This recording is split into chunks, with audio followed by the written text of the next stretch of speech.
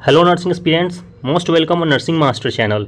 Guys आज जो हम बात करने वाले हैं ना, वो बात करने वाले हैं इंदिरा गांधी हॉस्पिटल के बारे में। ठीक है, कुछ दिन पहले हमने एक वीडियोस डाली थी इंदिरा गांधी हॉस्पिटल के ऊपर, तो उससे रिलेटेड बहुत सारे लोगों को बहुत सारी क्वेरीज़ है। कुछ लोगों को क्वेरीज़ है कि कितने ड्यूरेशंस का ये कॉन्ट्रैक्ट होने वाला है, क्या 6 महीने का होने वाला है कि उससे ज़्यादा भी होने वाला है, और यदि आप 6 महीने के बाद क्या निकाल दिया जाएगा। ठीक है, तो इन सारी चीज़ों से रिलेटेड बात करने वाले हैं। बहुत सारे लोगों को डॉक्यूमेंट रिलेटेड इश्यूज़ हैं कि क्या क्या डॉक्यूमेंट्स रिक्वायर्ड है, क्या अपलोड करना है, क्या लेके जाना है। तो हर एक चीज़ के ऊपर गाइज आज हम बात करने वाले हैं। सबसे पहले बात करेंगे आपकी कॉन्ट्रैक्ट पर। देख लीजिएगा, ये ऑथेंटिक पीडीएफ नोटिफिकेशन है जो पब्लिश की है टीसीएल ने। ठीक है, टेली कम्युनिकेशन इंडिया लिमिटेड ने पब्लिश की हुई है। इसकी जो पहली चीज़ देख लीजिएगा, यहाँ पे डायरेक्ट दे रखा है कॉन्ट्रैक्ट पीरियड। कॉन्ट्रैक्ट पीरियड का जो पहला ऑप्शन जब आप पढ़िएगा ना, तो यहाँ पे दे रखा है the hired employees will be deployed for a minimum period of 6 months or till the date of agreements as specified by the principal employer user department whichever is earlier। Guys minimum जो है वो 6th month का आपकी जो contract होने वाली है, यानी कि 6 महीने से पहले पहले तो आपको कोई निकालेगा नहीं वहाँ से। ठीक है, और 6 महीने के बाद देख लीजिए दे रखा है यहाँ पे till the date of agreement, यानी कि जब तक के लिए आप एग्रीमेंट साइन करेंगे ना, जब आप एग्रीमेंट साइन करोगे तो आपको एक बॉन्ड बना के दिया जाएगा कि आपको कितने टाइम तक यहाँ पे कॉन्ट्रैक्ट बेसिस पे जॉब करना है। ठीक है, 2 साल, 2.5 साल, 3 साल, ठीक है, ऐसे दिया जाएगा। यहाँ पे मेंशन नहीं है कि हाईएस्ट मैक्सिमम पीरियड क्या हो सकता है, पर मिनिमम पीरियड ये है कि 6 महीने से पहले आपको कोई निकालेगा नहीं। ठीक है, मैक्सिमम पीरियड की बात करें तो वो 3 साल तक का हो सकता है। ठीक है, हाँ, ये एक अलग चीज़ है कि आपको टर्मिनेट किया जा सकता है आपकी कुछ गलतियों की वजह से। वो गलती भी यहाँ पे मेंशन की हुई है, अगर आप नीचे देखें तो वो गलतियाँ भी यहाँ पे दी हुई हैं कि किस बेसिस पे आपको टर्मिनेट किया जा सकता है, यानी कि हटाया जा सकता है आपकी जॉब से।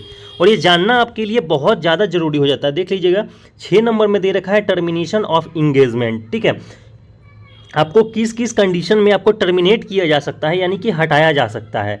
ठीक है, देख लीजिएगा टीसीएल में terminate the engagement of hired employees if यदि the person is unable to accomplish the assigned work. यदि कोई भी व्यक्ति दिए हुए काम को नहीं करता है, ठीक है, तो उसको वहाँ से हटाया जा सकता है। ऑब्वियसली यार, यदि आप कोई भी जॉब करते हो, कहीं भी काम करोगे जी, यदि आपको जो दिया हुआ काम है आप टाइम पे नहीं करोगे तो ऑब्वियसली आपको हटा दिया जाएगा। यदि आप दूसरी देखें तो quality of the assigned work is not to be satisfaction. जो लोगों ने आपको काम दिया है, यदि आपके काम से वो सेटिस्फाइड नहीं होंगे तो भी आपको टर्मिनेट किया जा सकता है। बट 6 महीने यानी कि 6 महीने तक आपको ऑब्जर्व करेंगे, देखेंगे 6 महीने तक तो आपको कोई निकालेगा नहीं। ठीक है, यहाँ पे बिल्कुल दे रखा है कि 6 महीने से पहले आपको कोई नहीं निकालेगा। हो सकता है आपको कुछ ट्रेंड करें वहाँ पे पहले। ठीक है, तो 6 महीने तक आपको काम करना है, उसके बाद आपको टर्मिनेट किया जा सकता है यदि कोई प्रॉब्लम आपके द्वारा क्रिएट की जाए तो। थर्ड ऑप्शन देख लीजिएगा, the person fails in timely achievement of the milestone as decided by the Indira Gandhi hospital Dwarka. यदि आपको कोई वर्क दिया जाए, वर्क, ठीक है, और वो चीज़ आप अचीव ना करें टाइम पे, सपोज दैट टाइम पे मेडिसिन देना है 12 बजे, 10 बजे, 12 बजे और 4 बजे के ड्यूरेशन पे आपको मेडिसिन देना है, और आप वो मेडिसिन टाइम पे दो ही नहीं पेशेंट को, और ये पता चल जाए डॉक्टर्स को, यहाँ पे वहाँ की फैकल्टी को, तो ऑब्वियसली वो आपकी कंप्लेन करेंगे और आपको टर्मिनेट किया जा सकता है इस कंडीशन में। ठीक है, चौथी जो चीज़ें हैं, the person is found lacking in the honesty and integrity.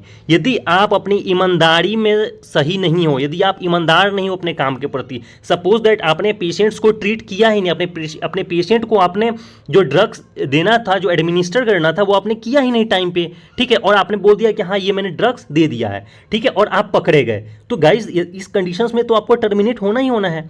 तो यही सारी कंडीशंस यहाँ पे दे रखी हैं कि किस किस कंडीशन में आपको टर्मिनेट किया जा सकता है यहाँ से। ठीक है, आगे बात कर लेते हैं कि क्या क्या डॉक्यूमेंट्स अपलोड करनी है। ठीक है, क्योंकि बहुत सारे लोगों को डॉक्यूमेंट्स रिगार्डिंग इश्यूज़ हैं, और ये सारी चीज़ें आपकी टेलीग्राम पे डाली हुई हैं गाइज। ये पूरी पीडीएफ डाली गई है, यदि आप चाहें तो इस पीडीएफ को वहाँ से डाउनलोड करके एक एक चीज़ डिटेल्ड में पढ़ सकते हैं। अभी भी 13 तारीख अभी भी दूर है गाइज, 13 तारीख को एप्लीकेशन का लास्ट डेट है, उससे पहले आप इसको डाउनलोड करके पढ़ के फिर अप्लाई कर सकते हैं। ठीक है, आगे हम बात करते हैं आपकी डॉक्यूमेंट्स की। देख लीजिएगा यहाँ पे क्लियरली दे रखा है क्या क्या डॉक्यूमेंट्स आपको लगना है। ठीक है, पहला है फोटो ऑफ एप्लीकेंट्स, जो लोग अप्लाई कर रहे हैं उनकी फ़ोटो अपलोड करनी है। ठीक है, हाँ, पासपोर्ट साइज़ फ़ोटो अपलोड होगी, आपकी आधार कार्ड अपलोड होगी, third thing is certificate of the date of birth, that is 10th board certificate.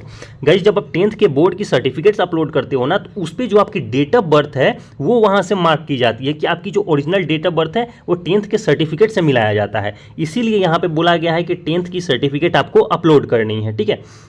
उसकी बात यदि चौथी नंबर की बात करें तो वो है एजुकेशनल क्वालिफिकेशन और मार्कशीट, यानी कि यदि आपने बीएससी नर्सिंग कर रखा है, ठीक है, तो बीएससी नर्सिंग की जो मार्कशीट है वो आपको अपलोड कर ली है, ठीक है, ऑल ईयर्स और सेमेस्टर्स। यदि आपके पास सेमेस्टर वाइज मार्कशीट है, ईयर वाइज मार्कशीट है, तो सारे आपको अपलोड करने हैं पीडीएफ फॉर्म में, ठीक है। जब आप एप्लीकेशन फॉर्म खोलिएगा ना, तो वहाँ पे दे रखा है कि कितने एमबी में और कितने केबी के साइज़ में आपको सर्टिफिकेट्स अपलोड करनी है। वो साइबर कैफे वाले आपके अपलोड कर देंगे उस साइज़ में कन्वर्ट करके, ठीक है। पांचवा चीज़ देख लीजिएगा, डिग्री डिप्लोमा सर्टिफिकेट। यदि आपने डिप्लोमा किया है यानी कि जीएनएम कर रखा है उसकी सर्टिफिकेट, या आपने बीएससी नर्सिंग कर रखा है उसकी सर्टिफिकेट, ठीक है, उसकी सर्टिफिकेट्स को आपको अपलोड करना है। छठा देख लीजिएगा, एक्सपीरियंस सर्टिफिकेट। यदि आप जीएनएम है, मैंने लास्ट वीडियो में आपको बताया था, जो लोग वीडियो नहीं देखे वो जाके देख लीजिएगा। जिन लोगों के पास जीएनएम है ना, उनको 1 ईयर का एक्सपीरियंस मांगा गया है। बीएससी नर्सिंग जिन्होंने कर रखा है वो एक्सपीरियंस सर्टिफिकेट यदि आपके पास है तो भी डाल सकते हैं, और यदि आप फ्रेशर हैं तो भी अप्लाई कर सकते हैं, ठीक है।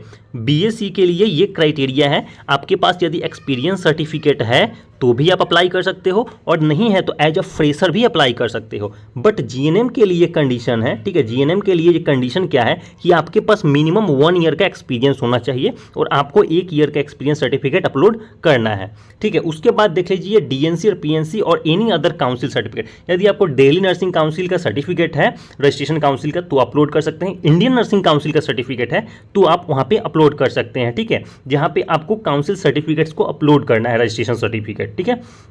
उसके बाद बात करते हैं जो मोस्ट इंपॉर्टेंट थिंग है, जहाँ पे सबसे ज़्यादा लोगों को डाउट है, वो है डोली notarised undertaking affidavit on RS 100 stamp paper, ठीक है।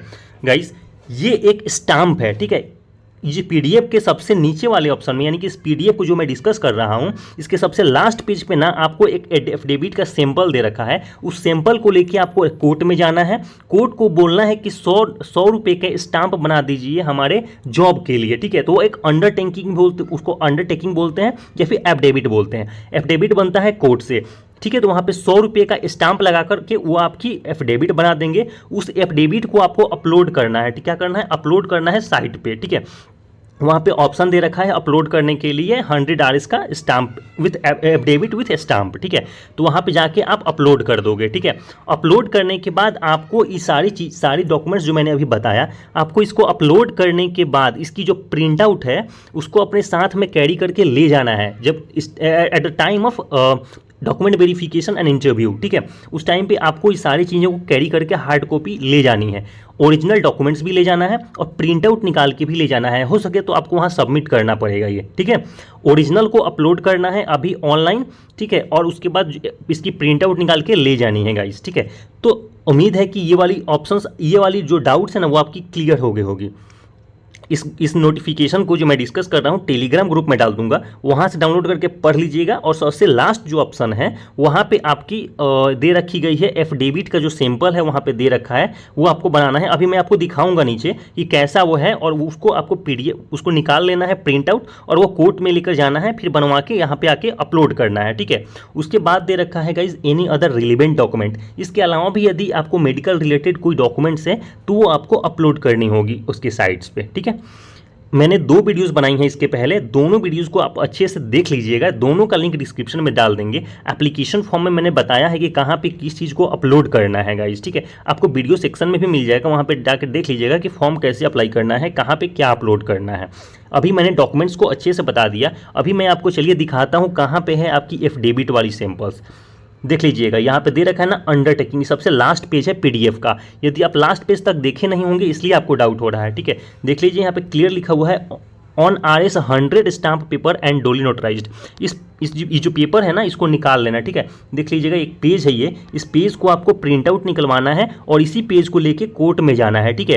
कोर्ट में यहाँ पे अपना नाम, डेट, ये अपना जो भी है वो भर लीजिएगा, ठीक है। ये भरने के बाद जब आप कोर्ट को दोगे ना, वो कोर्ट में जा करके, तो वहाँ पे ये 100 RS का स्टाम्प लगा देंगे इस पर, ठीक है, और ये नोटराइज्ड कर देंगे। फिर इसको लेकर के आना है, उसके साइट्स पे अपलोड करनी है गाइस। अपलोड करके इसकी जो हार्ड कॉपी है अपने पास रख लेनी है, और उसको आपको इंटरव्यू के टाइम पे और स्किल टेस्ट के टाइम पे वहाँ पे डॉक्यूमेंट वेरिफिकेशन में आपको लेकर के जाना है। ठीक है, जितनी चीज़ें मैंने बताई सबको आपको लेकर के जाना है प्रिंट आउट करके, उसके बाद आपकी सारी चीज़ें हो जाएंगी। उम्मीद है ये वीडियो अच्छी लगी हो। इसके बाद भी यदि किसी को कोई डाउट हो तो आप कमेंट बॉक्स में कमेंट करके पूछ लीजिएगा। आपका भाई ऑलवेज रेडी है आपको बताने के लिए, कोई भी प्रॉब्लम हो तो। ठीक है, इस वीडियो में इतना ही रखते हैं guys. Thank you so much, thank you. इस वीडियो को लास्ट तक देखने के लिए बहुत धन्यवाद आपका।